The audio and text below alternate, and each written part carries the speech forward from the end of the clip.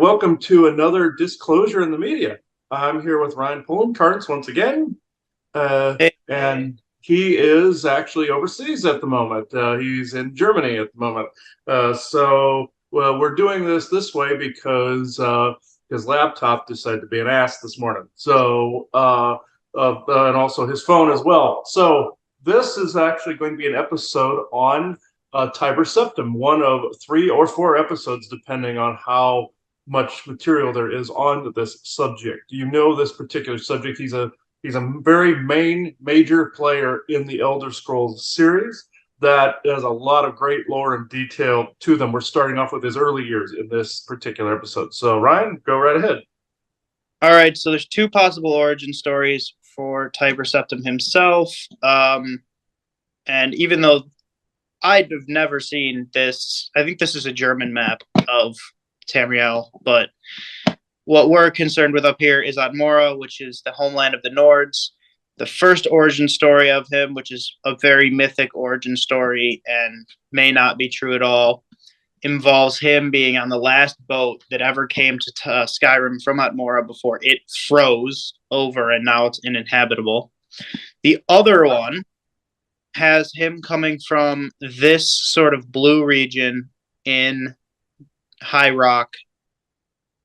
No, this sort of purpley blue region in High Rock called Alcair, where he was said to be born as a name under the name of Hjalti Earlybeard.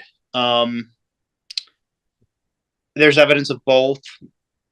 There's also evidence that he could have just been a Nord that was born somewhere in Skyrim. So his birth is already something of debate, which is funny because the previous Dragonborn who set up an empire, his birth is not of debate. But this is how Tiber Septim / Talos has often been seen in modern games as like a statue. This is his statue in Whiterun in Skyrim with graphical mods, so your game would not look as good as this if you logged in right now. But that's how the Nords will remember him, because the Nords will remember him more as General Talos than as Tiber Septim, whereas the rest of Tamriel will remember him more as Tiber Septim, even though they will worship the god Talos. Talos really is important mostly to the Nords and Imperials and the Bretons and High Rock. They're like the center of where he was worshipped for the most part.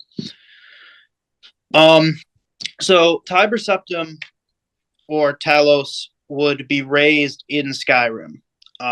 We don't know much about his childhood. We just know that as a young man, he went to Skyrim and he was basically put into like the Nordic warrior training course, and he becomes a Nordic warrior / adventurer until he's in his late teens, early 20s, and he pledges himself to Cullacane, who we will kind of refer to just as Cullacane, and he was said to be a Jarl or King in Falkreath. So the name Cullacane is Colovian, which is the one region of Cyrodiil, and it's likely at this period the Colovians and the southern Nords in Skyrim were kind of a melded culture. So it's quite clear that yes, this man could have had a kingdom or holding in Falkreath, even if, because that border was kind of constantly changing. That's Cyrodiil, Skyrim southern border during the end of the Second Era, after the Alliance Wars. This is like 200-ish years prior to the foundation, after the events of the Elder Scrolls Online. So Tiber Septim, who is now at this point still just Talos, Stormcrown.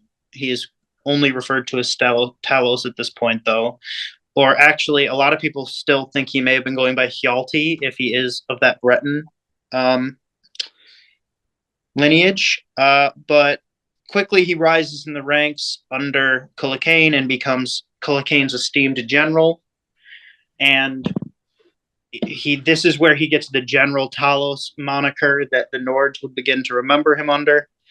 And he leads multiple successful campaigns against both the Reachmen and other Nordic holdings around the southern Skyrim area, as well as into northern Cyrodiil.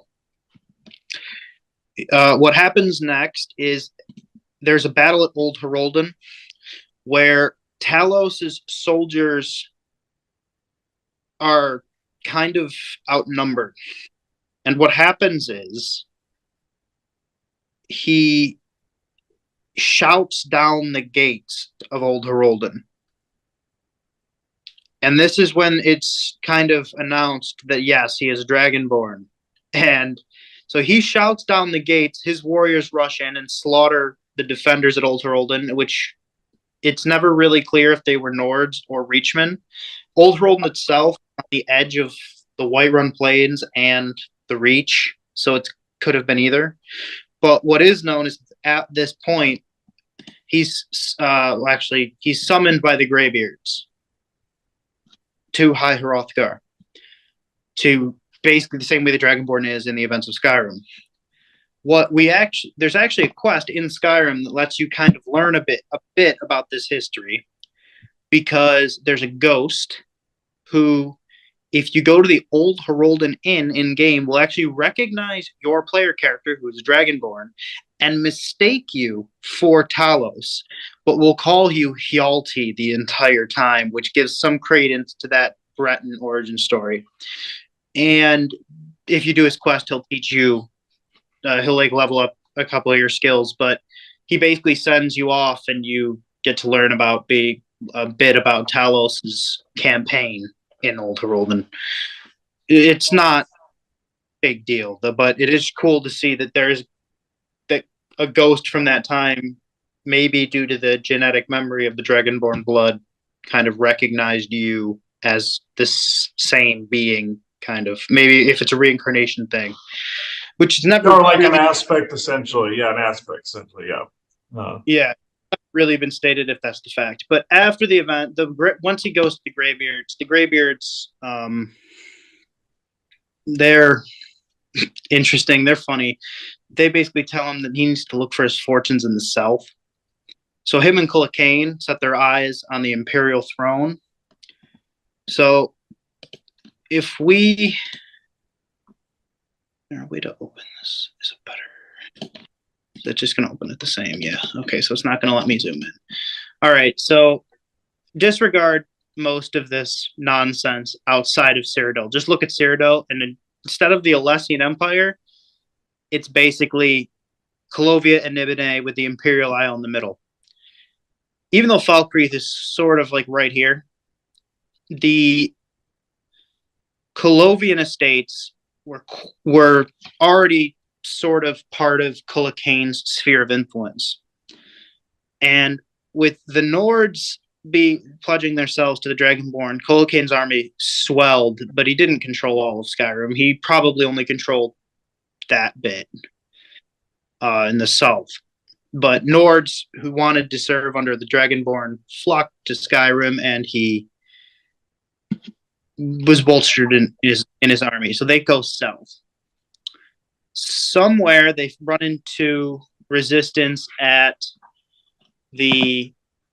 Sancretor, which would become an important site later. And was already an important site because it was where the Riemann emperors were buried. At Sancretor, there was a defending group of Bretons and Nords that dared General Talos to come in after them. They wintered there, and Sancretor, it's important to know that it's basically impregnable. It's flanked by cliffs on one side and cliffs downward on the other. It has a spring that runs on the outside, and that's kind of it. It's just a fortress, essentially. Talos is given a vision of the Amulet of Kings around his neck, and learns that inside the natural spring there's a secret entrance to the fort the don't know that he knows about. So Talos sends a force in while he shouts down the gates.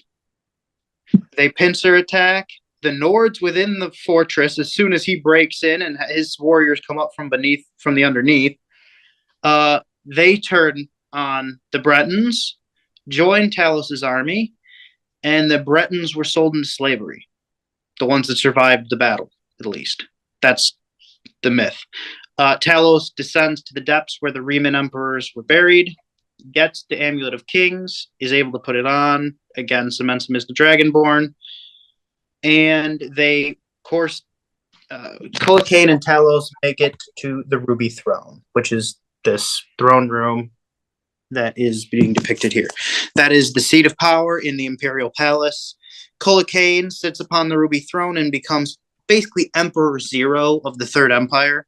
He's not officially an Emperor of the Third Empire. He's considered the last interregnum Emperor, but he is an Emperor who's important to this tale. So Colicaine is ruling the Empire now, and they are consolidating their power in Cyrodiil. So they would have now, this small kingdom would likely hold southern Skyrim, the area around Bruma, Chaden Hall, this area down into here, and the Imperial Isle. So a decent swath of central Tamriel. It's still not an empire. I would argue that it's a large state. It's about the size of a half of one of the provinces, which is a considerable state. That's roughly the same size as either the Stormcloak or Empire regions in Skyrim when the game starts. It's a big area. So clearly they already have enemies. It is said that a Nightblade from High Rock came down and assassinates Colicaine. Talos tries to stop this individual, and they cut his throat. He is not killed, but he does lose the ability to use dragon shouts and talk in more than a whisper, it's said. Now, this has been refuted by many, and some believe that it was actually Talos assassinating Colicaine because the Imperial Palace burned. Didn't really burn to the ground, but like most of the inside we set on fire because it's a marble building. But needless to say, it could have been an assassination attempt by Talos. It's never really been stated concretely. And if it was, then Talos cut his own throat to try to hide the fact that he did it. Needless to say, though, Talos ascends to the throne and becomes emperor. At which point the Imperials of Cyrodiil basically rally behind him, and because he's got the Chimal Adabal, the Amulet of Kings around his neck. So the ones that are loyal to him proclaim him Tiber Septim, which is basically he picks up an imperial name. To the Nords, he's still old General Talos, and his kingdom, he easily gets control over the rest of Cyrodiil. It's quite clear that once he's on the throne with the Amulet of Kings, the Nibanaeans, who were not keen to sit under the Colovian leadership of Colicaine, were more willing to work with him because he showed that he was ordained by the gods that their old empire worship, and like see as if they're behind you, they will follow you. As well as the fact that his early career in Skyrim and the fact that he's a Dragonborn, there's no real evidence that he took Skyrim. So this episode ends, and the beginning of the Third Empire is basically Cyrodiil, except for the area down here around Anvil, because that's kind of always been its own area and is kind of only a modern addition to Cyrodiil. It kind of usually floated between Hammerfell, Cyrodiil, and Northern Valenwood, just in its alliance, not in the fact that it would like betrayed other people, but that's what it did. And this would be his empire at this point. This area around Leowyn as well might not have been fully consolidated, but basically the heart of Cyrodiil and most of Skyrim was loyal to Talos, basically at the time he took the throne. Next episode we'll go into the conquests, because the conquests are long and he takes interesting steps to take each of the provinces. But he will start in High Rock. He will then get Hammerfell. Argonia and Elsewhere come next very quickly. Morrowind comes after that in an agreement. Same thing with Hammerfell. Hammerfell comes in an agreement. I'll go into more detail, but I'm going to give like a short. Valenwood is conquered through that, and Somerset is drowned in its own blood, and the population is reduced to a point where it can't hold out. Okay. And then that's the Third Empire, basically, at that point. Yeah, we'll get into that in the next episode, but that's Talos' early life, his career up into the point where he's sitting on the Ruby Throne. And I mean, I just gave a very short explanation of the order in which the provinces come into his control. This is a multi-year thing. This is not like 5 years he does. This is like the next 20 years of his life. Okay. He does absurdly long. He lives to like 200 or something. But it's almost like his lifetime doesn't really start until he's already firmly the emperor of everything, and then he goes on and he lives for a long time, and then he dies, and then his line kind of gets really nutty. And I don't even think we're going to cover the succession of the Septim emperors, because some of them only rule for like a year and then they die, very Roman style. And there's succession wars and whatnot. The most famous one is, of course, the one with Potima, the Wolf Queen of Solitude, and her son, where she raises an army of the dead that tries to take over Tamriel. But yeah, that's very interesting. Yeah. That was Talos' early career. Sorry about that. Yeah. Sorry, I kind of had to rush through it. There wasn't much more to say, to be fair, but I did rush a bit just because we are kind of in a crappy situation with my phone right now. So, yeah, if any of that story was striking to you. Yeah, it was interesting because not only did it go along with a lot of some Roman history as well, because the empire basically takes off after Roman styles and everything, and the way they look, like with the Imperials, all of them, they kind of hold themselves the same as, say, Romans would.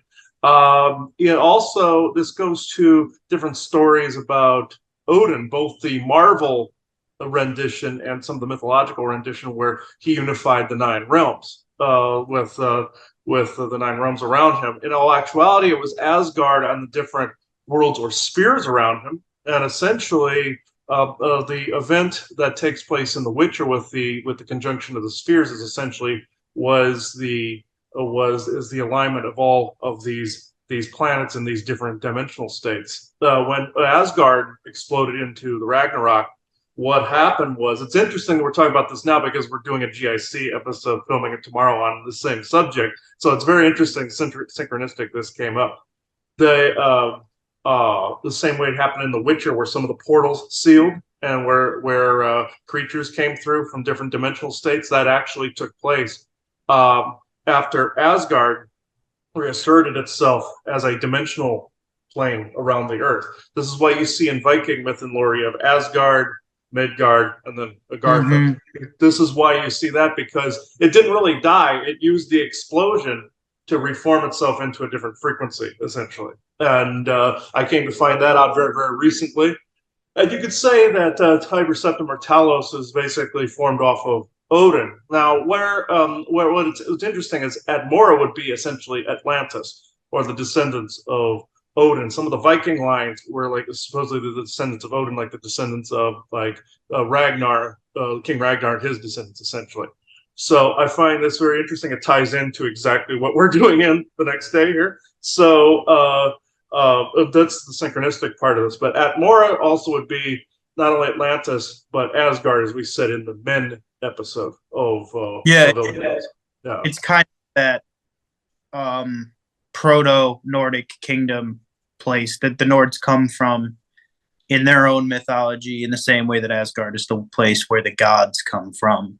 Mm-hmm. Which in Norse mythology, the Aesir are like the progenitors of men. So yes, it fits perfectly. It fits like a glove. So the way they did it, and the fact that it's frozen and uninhabitable, that would be like Antarctica, and they say that's what the remnants of Atlantis. So as well. So yeah. And the coming of Tiber Septim also it marks the end of the interregnum period in um, Tamriel, where these nine provinces have not seen a period of sustained peace in centuries, Hmm. and will have peace under this third empire.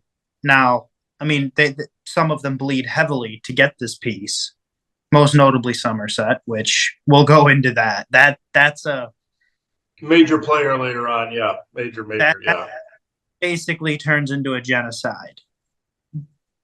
Not because Tiber Septim wants it to. There were multiple opportunities where he offered them clemency and the ability to join, Hmm. and they not to, which fair enough to them, but they then were put to the sword in possibly the worst way possible. um, you've got a lot that we're going to go into the next time we record that has to do with, you'll see Tiber Septim was kind of willing to do anything to get this empire off the ground in a way that some kind of ordained being would. Hmm. He makes deals.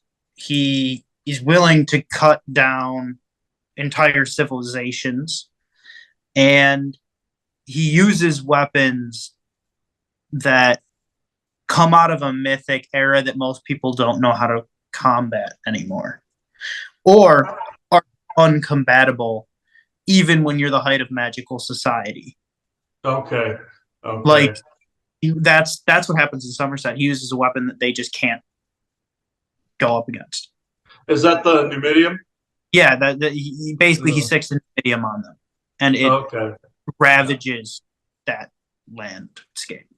Oh, okay, yeah, this makes sense. Like for what Odin was said to have done to basically wipe out the Dark Elves and the Frost Giants. So this matches up with that, and also the nine provinces would again be the nine realms of different Yeah, races that inhabited Asgard slash Maldek. So yeah, this makes a lot of sense. The same way with Atlantis, where different races were inhabiting different sections as well. So this makes a lot of sense. They're depicting both, as far as I'm concerned. yeah. We'll also talk about two characters that help Tiber Septim greatly in his conquests. Who one of them may have already been under him at this point in the story. He doesn't come into the story until later. That's Admiral Rickton. And the other one is the Underking, who basically cleared the path to get some of the wayward kingdoms in High Rock under his control. But that also goes into some of the mythic nature that we'll talk about in the third episode on Tiber Septim, because there's three people, and the Underking is one of them, that some people say went into the Talos mythology, and that Tiber Septim is only one of the three people that then Okay. would be God Talos. What I find also interesting, there was a planet that I was made aware of that was called Talos as well as a droid-like figure in Greek mythology, like a robot-like figure called Talos as Mm-hmm. well. But this other world supposedly had some giants on it that was interdimensionally based. I can't completely corroborate that particular story anymore because most of the giants I've encountered are in different pockets here on the Earth or were formerly of Asgard. But then you have Telos, which is Telos City, which is under Mount Shasta. That's inhabited by Syrians or Dark Elves, the ones that Odin were essentially after. They conquered that area from another group of elves. They both groups descended from ancient Lemuria. I know that doesn't have to do with this complete story, Mm-hmm. but that the name similarities Yeah. were interesting to me. I found out Talos the robot was created by Asgardian technology. So or Maldekian technology. So that makes sense. They would use the name Talos. But the one part of the story I can't completely corroborate is the other planet with the giants on it in a different dimension. Now I was told that years ago, but I haven't heard anything about it since. So but since your phone is screwing up today, I'll get right into the channel then. Yeah. All right. Yeah, I'm Um, starting to see it now. It's getting low battery, so uh-oh. let's. Yeah. Okay. Yeah, he broke his charger, everybody. So, or it broke before we were doing the show today.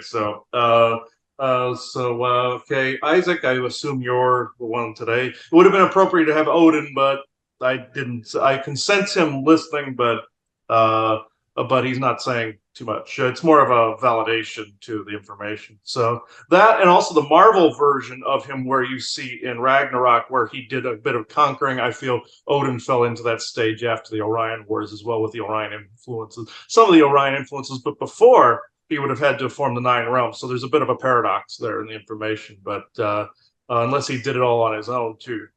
So Isaac, uh, yeah, I have to make it quick there, Isaac. Not slow. All right, there we go. Benevolent Isaac. No, just stop with this crap. Okay, there we go. All right.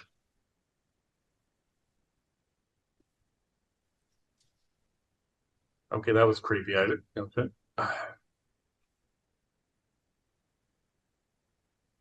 Yes, unfortunately, yes, because of your technical glitches, which are not glitches, by the way. You would call it the series of unfortunate events from the amalgamation of this information. Though short, it is extremely meaningful to actual history and actual galactic history. Essentially, with you would say, some of the earlier conquests of Odin. Your Thor Ragnarok movie was slightly accurate as far as some of that goes. So he was not always innocent in his, let's just say, his conquest, but he became more balanced as time went on. He wanted to order and unify the different areas of this solar system and connections to the Bifrost in different solar systems.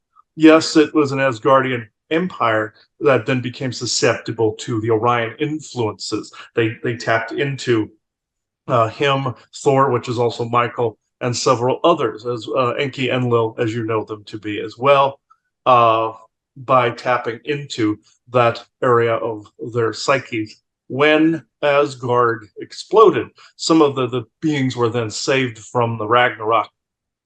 There was a time loop incursion that the Orions incurred upon Asgard. That was the only thing that could freeze it in place, you see. Upon saving them, some of them were released from the time lock, and they went to what you know as Hyperborea and then Atlantis. And they're what you see as Atmora. So this is actually interesting that this be brought up in this way. Someone is attempting to teach you some of the earlier histories through some of these mediums this way. Since you are in a hurry, I will go into questions. Okay. Yeah. So Tiber Septim's early days, they're a mythic nightmare, lore wise, and I think that's meant to reflect the fact that a lot of the time jumbling happened as a result of all these events in the deep past. Mm-hmm. How the timelines have all been messed up. So things that did happen didn't happen, and things that didn't happen happened. At least in Yes. our, at least in what we would consider time. Yes, you are correct. A similar event to the Dragon Break also took place on Atlantis, you see, sending different fractures into different multi-dimensions and universes. This was an actual event. Also, you can align that with what you would call in The Witcher the conjunction of the spheres as well, even though that did happen in the past with the explosion of Asgard. There was another alignment again with the destruction of Atlantis and Lemuria. Even though they moved into their different bubbles, you get the idea. It was essentially a dragon break where it is and it's not. This is how that pocket for Atlantis forms. This is something Krum and them did not explain before. The actual use of the Numidium in your Elder Scrolls series is exactly one of the things that happened to Atlantis prior to the nuclear explosion and the flash freeze that made it uninhabitable in this dimensional form. But yet it survived, yet it did not. You see the similarities between that and the Dragon Break. The what you depict as the Numidium eventually became known as what you know of as the Ark of the Covenant later on. You see, it had several versions of it within that dragon break form. You see the similarity? Oh yeah, yeah. I was just nodding along. Oh, yes, this is an actual historical event that took place, where also Odin was involved in this. Whereas yes, there was an extinction of some of the dark elves and what you call frost giants. There are some left. Odin did not get all of them. This is why the Orions then eventually took that particular genome, spread it a little bit further, and hence you have some of the blue Syrian type elves, and you have some of the teal skin dark elves that are left. Not all of them are vengeful, mind you. The lineages that were before that, what you call the dragon break, he extincted them, yet he did not. As you see, it is both in a it's a quantum state. It is both is and it is not. When you see events in history that are is and is not situations, they're related to earlier time fractures. You would call this a Mandela effect, but it was an earlier period. It's interesting. They're also talking about this tomorrow as well. The like say some of your other stories where sometimes there's a historical figure, there's evidence, but yet there is not. This is essentially a form of the dragon break in your reality. Okay.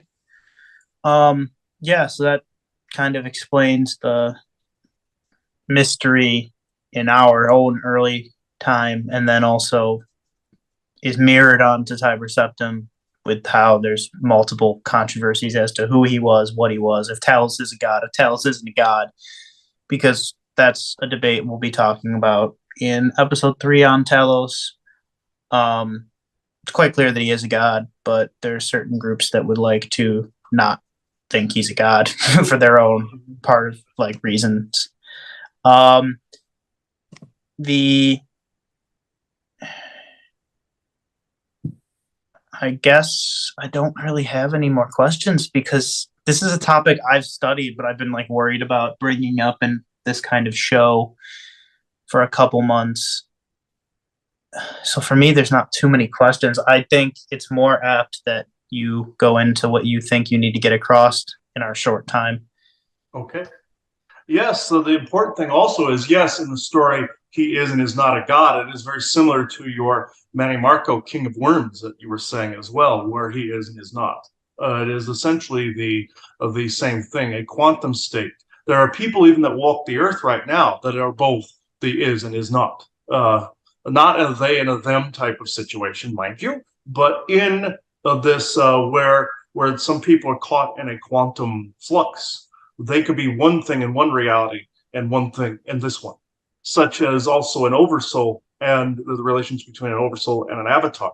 You see, this is another angle to that conversation that has not been said. Yes, a mantling of the best of both worlds, but think of it also in some situations as a dragon break type of situation. This is an area that I personally have not gotten into because he was not able to comprehend certain quantum aspects of this particular way. Yes, he can understand multiversal physics. If it does not happen here, it happens there, and vice versa, and infinite diversity and infinite combinations. That is one aspect to this. The other is a break in the fracture of time and space. Essentially, again, it goes back to your Ark of the Covenant. This is why no one can decide where it is, because it is everywhere and none of those places you see in history.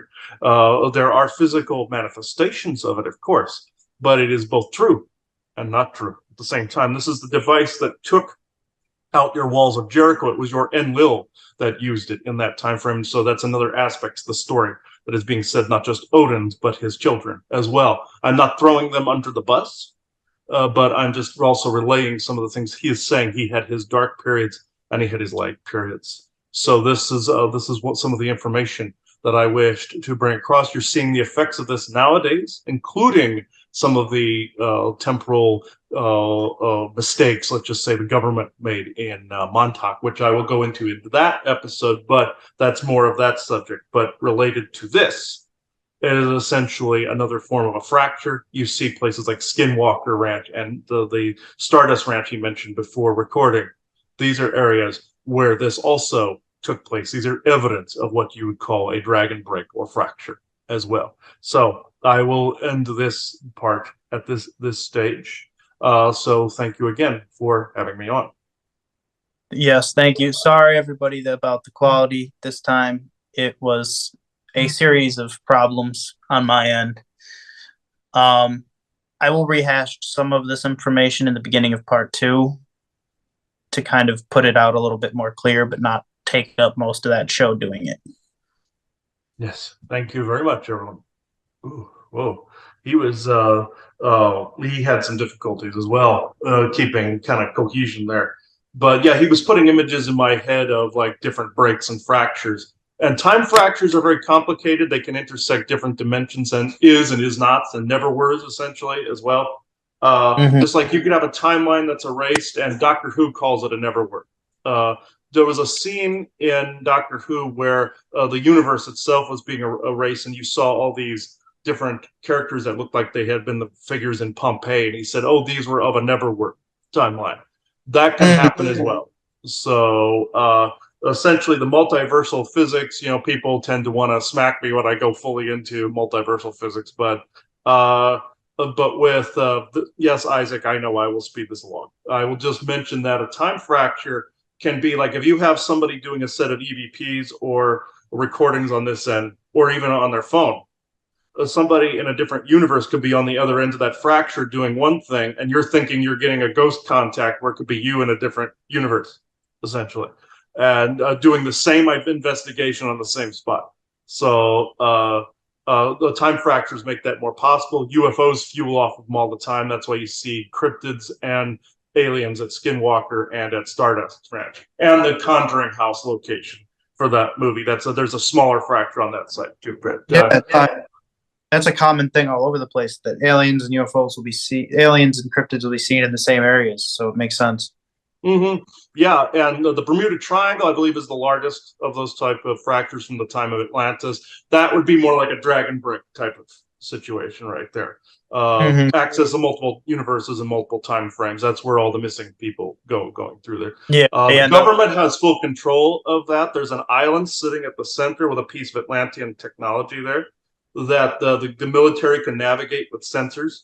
Very much like in the show Babylon 5, you had the techno mages that could navigate hyperspace perfectly without aligning themselves with the beacons that the Earth Force and them use. And other aliens used, if people are familiar with that series, but similar, very similar.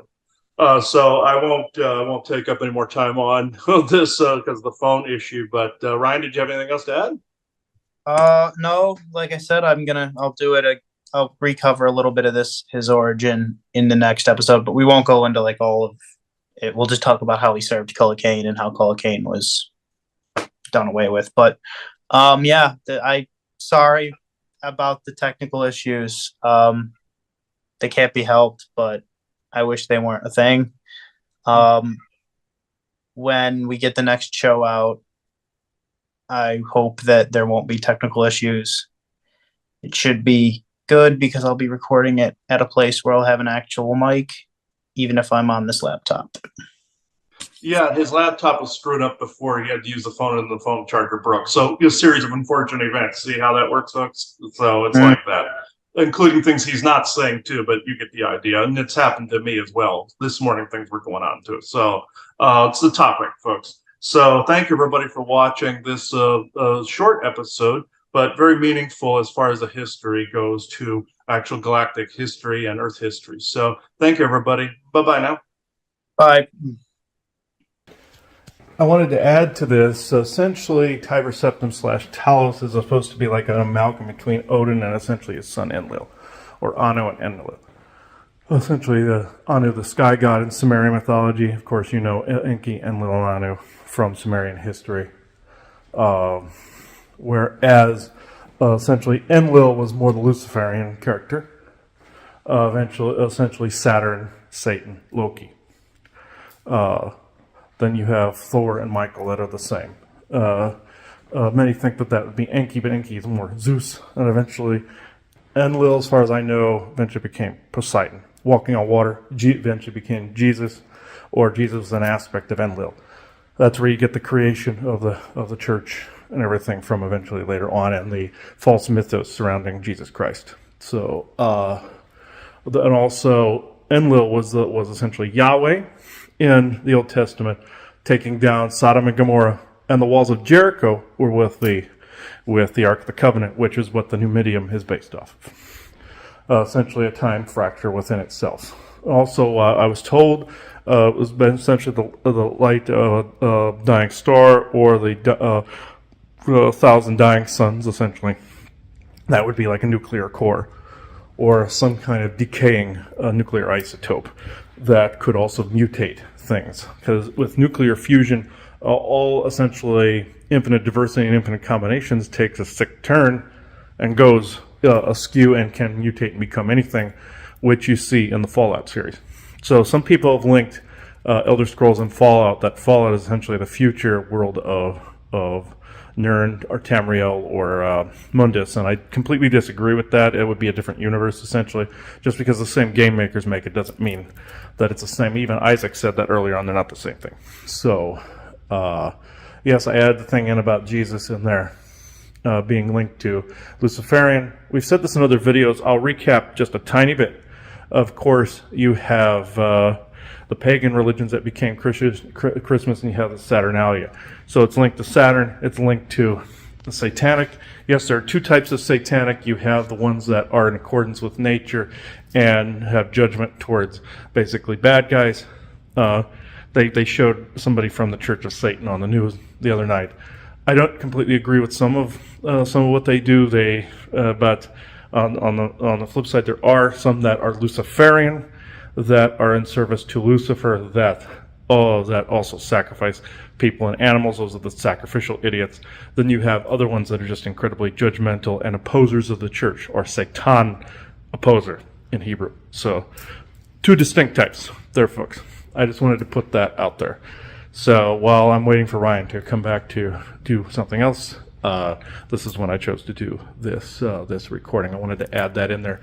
I can go into more detail. Also, I've said it in the past with the Chim Zero Sum, with Lucifer being linked to Saturn, Satan, Loki.